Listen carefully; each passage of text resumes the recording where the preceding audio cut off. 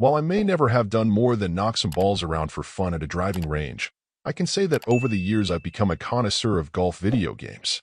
Dating back to the early days of Nintendo's original golf on the NES, through the days of Golden Tee in the arcades, to more modern takes like EA's golf titles, I've always found golf sims to be quite a bit of fun. Borrowing mostly from the earlier end of that spectrum, but also including a little weirdness reminiscent of the golfing and golf story, Golfinite may not break a ton of new ground. But it does an excellent job of delivering on its promise of revisiting classic golf sim play from yesteryear. Starting with the positive, the easiest thing to say is that if you're an old-school golf sim fan, there will be plenty here that is thoroughly familiar, but generally in a good way. Graphically, it easily brings a sense of nostalgia for the classics, and in general the sound is similarly spot on. In terms of play, there's also plenty that's familiar, with a classic 3-click shot gauge, the ability to put some spin on the ball, and generally helpful visual guides that will help you approximate the trajectory of your shots. Something that feels a bit new is the introduction of some mini-games of sorts that break down play into different phases for you to demonstrate your skills in, whether working on your putting, approach, or other aspects. One associated feature is that as you level up from play, you'll also be able to tweak some of your basic stats RPG style, making you more powerful or accurate in a number of ways.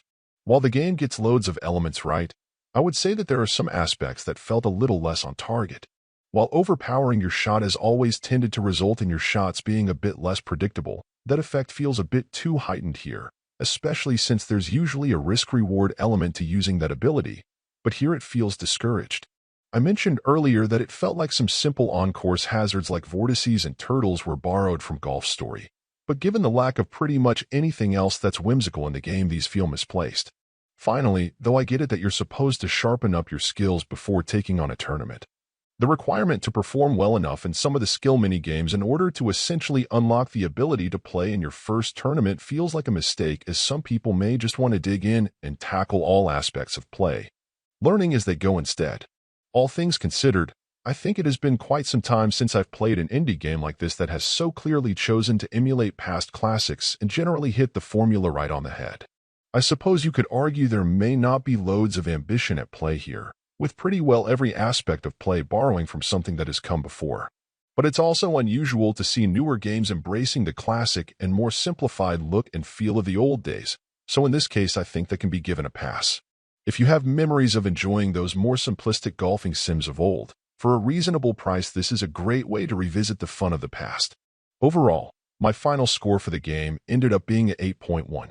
Thank you for taking the time to listen to this review, and if you'd like more information or ideas of indie games worth checking out on Switch, be sure to click on the link provided in the description. Until next time.